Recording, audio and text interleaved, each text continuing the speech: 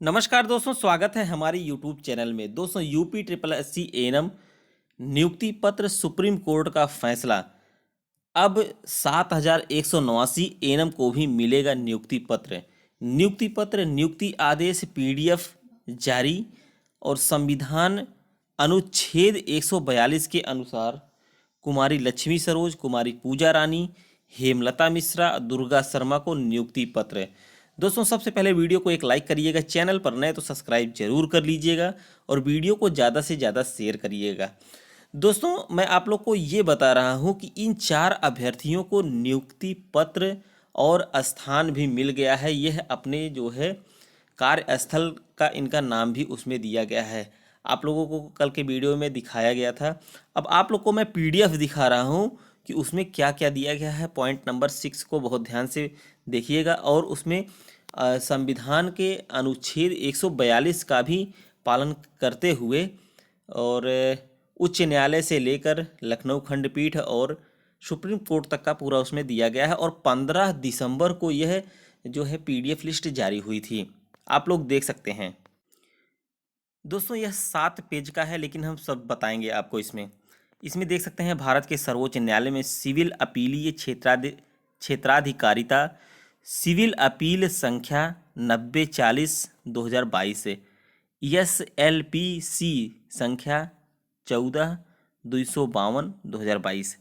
लक्ष्मी, इसमें दिया है कुमारी लक्ष्मी सरोज और अन्य अपीलार्थीगण बनाम उत्तर प्रदेश राज्य और अन्य प्रत्यार्थीगण। निर्णय है, देखिए दोस्तों, यहाँ से देख सकते हैं। इसमें 6 पॉइंट दिया है। 6 पॉइंट को आपको बहुत ध्यान से देखना है, तभी इन लोग को नियुक्ति पत्र मिल पाया है। दोस्तों, ये सब रजिस्ट्रेशन मैटर में 4 अभ्यर्थी हाई कोर्ट से लखनऊ खंडपीठ, फिर उसके बाद जो है सुप्रीम कोर्ट तक पहुंच गई थी।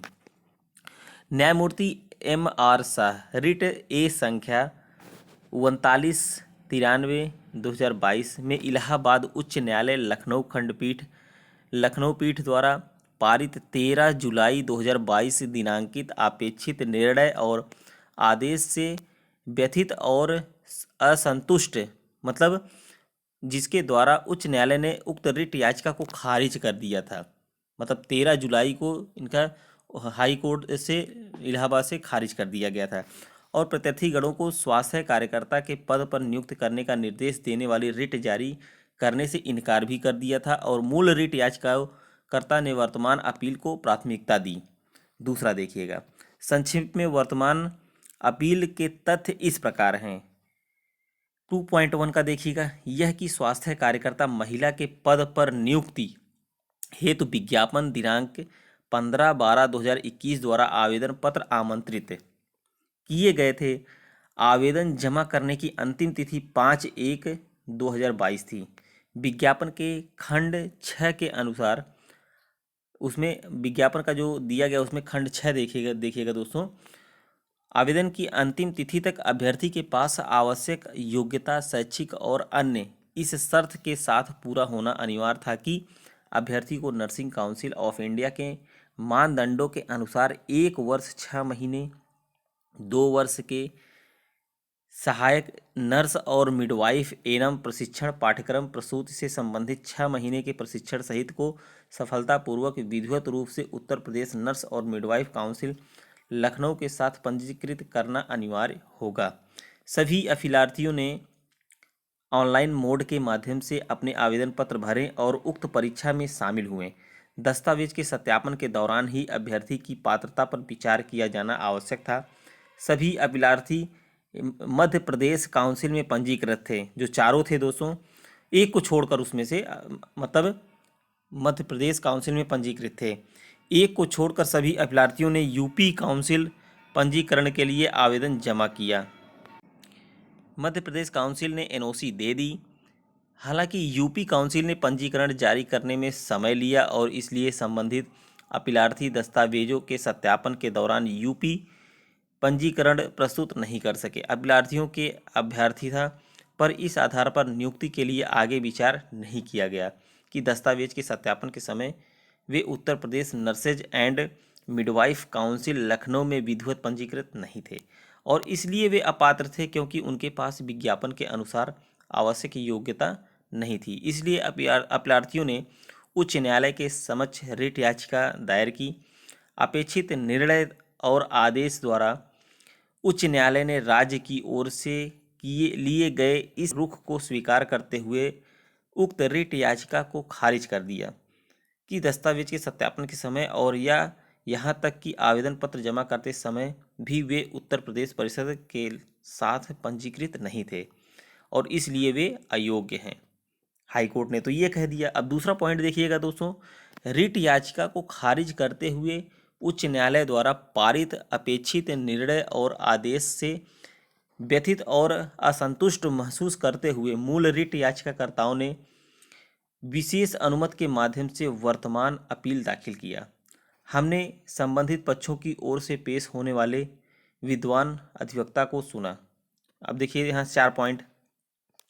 प्रारंभ में यह नोट किया जाना आवश्यक है कि आवेदन आमंत्रित करने के लिए विज्ञापन की तिथि दिनांक 15 दिसंबर 2021 थी और आवेदन जमा करने की अंतिम तिथि 5 जनवरी 2022 थी।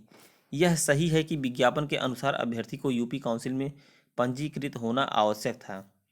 सभी अपीलार्थी रिट याचिकाकर्ता जो मध्य प्रदेश काउंसिल पंजीकरण करा रहे थे, उनमें से एक अभ्यर्थी जो हैं पूजा कुमारी, जो कुमारी पूजा रानी को छोड़कर दिनांक 15/12/2021 को प्रकाशित विज्ञापन की तिथि से पहले ही उत्तर प्रदेश काउंसिल पंजीकरण के लिए आवेदन कर दिया था और मध्य प्रदेश काउंसिल को एनओसी जारी करने में कुछ समय लगा, जो मध्य प्रदेश से एनओसी मिला, और इसके बाद पंजीकरण जारी करने में उत्तर प्रदेश काउंसिल और समय लगा दिया। यूपी काउंसिल पंजीकरण के लिए आवेदन की तिथि मध्य प्रदेश काउंसिल द्वारा एनओसी प्रमाण पत्र जारी करने, उत्तर प्रदेश अधीनस्थ सेवा चयन आयोग को आवेदन करने की तिथि और प्रत्येक अभ्यर्थी के संबंध में यूपी काउंसिल पंजीकरण जारी करने की तिथि दर्शाने वाला वक्तव्य इस प्रकार है। देखिए दोस्तों, वो इस तरह से जो है लगा दिए थे। अब देख सकते हैं यहाँ पर यह याचिकाकर्ता हैं कुमारी लक्ष्मी सरोज, कुमारी पूजा रानी, हेमलता मिश्रा और दुर्गा शर्मा। तो इसमें से दोस्तों देख सकते हैं यह मध्य प्रदेश काउंसिल पंजीकरण तिथि है, इनका है 17/9/2021 है, 23/11/2021 है और 12/9/2017 है दोस्तों इनका, हेमलता मिश्रा का, और दुर्गा शर्मा का भी 12/9/2017 है।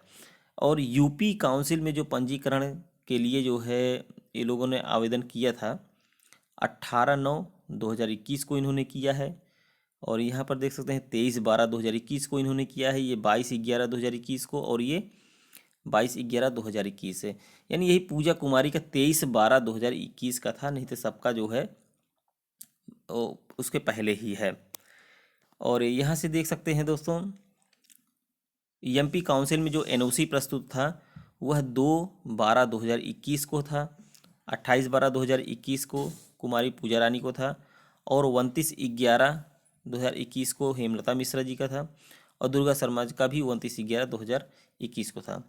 अब यूपी SSS में जो आवेदन की तिथि थी दोस्तों, इन लोगों ने कब जो है आवेदन किया था देख सकते हैं यहाँ पर। कुमारी लक्ष्मी सरोज ने 21/12/2021 को किया, कुमारी पूजा रानी 26 को किया, और 26 दिसंबर को हेमलता मिश्रा ने 31/12 को, और दुर्गा शर्मा ने 31/12/2021 को आवेदन यूपी SSS में किया। और यूपी काउंसिल में जो पंजीकरण की तिथि थी दोस्तों, अब यहाँ पर देख सकते हैं 14/2/2022, और इनका 3/6/2022, और यह 24/3/2022 जो इनको मिला हुआ है, और इनका 16/3/2022। यानी ये मतलब पंजीकरण जो है ये दिनांक से पहले ही पंजीकरण यहाँ पर कर दिए थे, लेकिन यूपी नर्सिंग काउंसिल से ने ही लेट कर दिया था, तो इसी के कारण ये कोर्ट चले गए थे। अब यहाँ से देख सकते हैं दोस्तों पॉइंट 4 देखिएगा, इस प्रकार यूपी काउंसिल द्वारा पंजीकरण देर से जारी किए जाने के कारण अपीलार्थी यूपी काउंसिल पंजीकरण को ना तो आवेदन की अंतिम तिथि को और या दस्तावेज के सत्यापन के समय प्रस्तुत कर सके, और इसलिए उन्हें अयोग्य ठहराया गया। उपर्युक्त से यह देखा जा सकता है कि इस प्रकार आवेदन पत्र प्रस्तुत करते समय या दस्तावेज के सत्यापन के समय भी यूपी काउंसिल पंजीकरण प्रस्तुत नहीं कर पाने में अपीलार्थियों की ओर से कोई त्रुटि नहीं की गई थी। इस प्रकार को एक को छोड़कर सभी अभ्यर्थियों ने विज्ञापन की तिथि यानी 15/12/2021 से पहले यूपी काउंसिल पंजीकरण के लिए आवेदन किया था। इसलिए बिना उनकी त्रुटियों के अभ्यर्थियों को पीड़ित नहीं किया जा सकता। इसमें शामिल मामला नरेंद्र सिंह बनाम हरियाणा राज्य और अन्य 3 ASCC 286 मामले में इस न्यायालय के निर्णय से अवलंबित है। पांचवा देखिएगा दोस्तों, उक्त निर्णय में इस न्यायालय द्वारा यह देखा और अभिनिर्धारित किया गया कि एक बार जब यह पाया जाता है कि आवेदक की ओर से कोई चूक देरी नहीं हुई थी और यह प्रासंगिक समय पर एनओसी प्रस्तुत न करने में अभ्यर्थी आवेदक द्वारा कोई त्रुटि नहीं थी, तो उसे इसके लिए दंडित नहीं किया जा सकता। जब उपर्युक्त निर्णय को अभ्यर्थियों की ओर से उच्च न्यायालय के समक्ष प्रस्तुत किया गया तो उच्च न्यायालय ने यह देखते हुए इसका पालन नहीं किया और इस न्यायालय द्वारा नरेंद्र सिंह के मामले में जारी किए गए निर्देश भारत के संविधान के अनुच्छेद, देखिए दोस्तों यहाँ पर भारत का संविधान का जो अनुच्छेद 142 के तहत शक्तियों का प्रयोग कर रहे थे। उपर्युक्त निर्णय इस न्यायालय के निर्णय की, अभी मैं आपको अनुच्छेद 142 का भी दिखाऊंगा क्या है। इस न्यायालय के निर्णय की गलत व्याख्या और गलत व्याख्या है। इस न्यायालय ने विशेष रूप से कानून निर्धारित किया कि यदि यह पाया जाता है कि आवेदक की ओर से कोई चूक देरी नहीं हुई है तो उसे बिना किसी गलती के दंडित नहीं किया जा सकता। हालांकि उस मामले में एक अन्य अभ्यर्थी कर्मचारी पहले से ही नियुक्त किया गया था। इस न्यायालय ने भारत के संविधान के अनुच्छेद 142 के तहत शक्तियों का प्रयोग करते हुए भी उसकी सेवा को सुरक्षित किया था। इसलिए उस मामले में भारत के संविधान के अनुच्छेद 142 के तहत शक्तियों का प्रयोग दूसरे कर्मचारी प्रत्यार्थी संख्या 4 की सेवा सुरक्षित करने के लिए था। उच्च न्यायालय ने इस न्यायालय के निर्णय को गलत समझा। उपर्युक्त को ध्यान में रखते हुए और ऊपर बताए गए कारणों से और इस न्यायालय द्वारा नरेंद्र सिंह के मामले में अधिकाधिक विधि को लागू करते हुए उच्च न्यायालय द्वारा पारित अपेक्षित निर्णय और आदेश अपोषणीय है और इसे खारिज और अपास्त किया जाना चाहिए और तदनुसार रद्द और अपास्त किया जाता है। तो उच्च न्यायालय ने दोस्तों यह कर दिया था। लेकिन सुप्रीम कोर्ट ने कहा यदि अभ्यर्थियों को मेरिट में होना पाया जाता है और अन्य पात्रता दंडों को पूरा करते हुए तो प्रत्यार्थी को आज से, देखिए यहाँ यही पॉइंट सबसे ज़्यादा मेन कर रखता है दोस्तों। सुप्रीम कोर्ट ने कहा पॉइंट नंबर 6 का, यदि अभ्यर्थी को मेरिट में होना पाया जाता है और अन्य पात्रता मानदंडों को पूरा करते हैं तो प्रत्यार्थी को आज से, मतलब 15 दिसंबर की डेट भी दे रहा हूँ, 6 सप्ताह की अवधि के भीतर उन्हें स्वास्थ्य कार्यकर्ता के पद पर नियुक्त करने का निर्देश दिया जाता है। हालांकि यह स्पष्ट किया जाता है कि अभ्यर्थी अपनी वास्तविक नियुक्तियों की तिथि से सभी लाभों के हकदार होंगे। तदनुसार वर्तमान अपील अनुज्ञात की जाती है। मामले के तथ्यों और परिस्थितियों में लागत के बारे में कोई आदेश नहीं होगा। यहाँ पर देख सकते हैं दोस्तों, न्यायमूर्ति MR शाह और न्यायमूर्ति हिमा कोहली, आप लोगों ने देखा ही होगा। और नई दिल्ली 15 दिसंबर 2022। अब मैं आप लोग को दिखा रहा हूँ जो अभ्यर्थी का नियुक्ति पत्र दिया गया है और अनुच्छेद 142 क्या है। देखिए दोस्तों, अनुच्छेद 142 क्या है, परिभाषा इसकी साफ साफ दिया गया है। अनुच्छेद 142 सर्वोच्च न्यायालय को विवेकाधीन शक्ति प्रदान करता है, क्योंकि इसमें कहा गया है कि सर्वोच्च न्यायालय अपने अधिकार क्षेत्र के प्रयोग में इस तरह की डिक्री पारित कर सकता है या ऐसा आदेश दे सकता है जो उसके समक्ष लंबित किसी भी कारण या मामले में पूर्ण न्याय करने के लिए आवश्यक है। तो यही है अनुच्छेद 142 दोस्तों। यह दोस्तों वही नियुक्ति पत्र है, आप देख सकते हैं 7/2/2023 है, यानी 15 दिसंबर से नेट 6 सप्ताह के अंदर नियुक्ति पत्र देना था। यानी दोस्तों जो 28 जनवरी जो दिया गया था, 28 जनवरी नियुक्ति पत्र वितरण समारोह, वह भी सही था। 5 फरवरी वह भी सही था और 15 फरवरी की जो बात चल रही थी दोस्तों वह भी सही था। लेकिन अब देख सकते हैं, क्योंकि इसमें दोस्तों खाली उन्हीं अभ्यर्थियों का नियुक्ति पत्र तैयार हो पाया था जिनको मुख्यमंत्री जी नियुक्ति पत्र अपने हाथों देते हैं, और अभ्यर्थियों का कुछ काम पेंडिंग रह गया था जिसके कारण जो है पूरी जानकारी लोग नहीं बताते थे दोस्तों, विभाग की तरफ से भी नहीं बताया जाता था। बस यही कहा जाता था कि आपकी सभी काम पूरे हो गए हैं, जल्द ही नियुक्ति पत्र मुख्यमंत्री जी बांटेंगे। लेकिन दोस्तों अब जब मुख्यमंत्री जी के पास अभ्यर्थी पहुंचे जनता दरबार गोरखपुर में 16 फरवरी को, तो मुख्यमंत्री जी गुस्सा गए और उन्होंने कहा कि आपकी भर्ती पर काम चल रहा है, जल्द ही नियुक्ति पत्र मिलेगा। तो दोस्तों जब इन 4 अभ्यर्थियों को नियुक्ति पत्र दे दिया गया है, तो अब आपका भी जो है नियुक्ति पत्र जल्द ही मिलने वाला है। परेशान ना हो, बहुत ज़्यादा 4 से 5 दिन और लगेगा। वीडियो को ज़्यादा से ज़्यादा शेयर करिएगा, चैनल पर नए तो सब्सक्राइब जरूर कर लीजिएगा। मिलते हैं नेक्स्ट वीडियो में। वीडियो को अंत तक देखने के लिए बहुत बहुत धन्यवाद।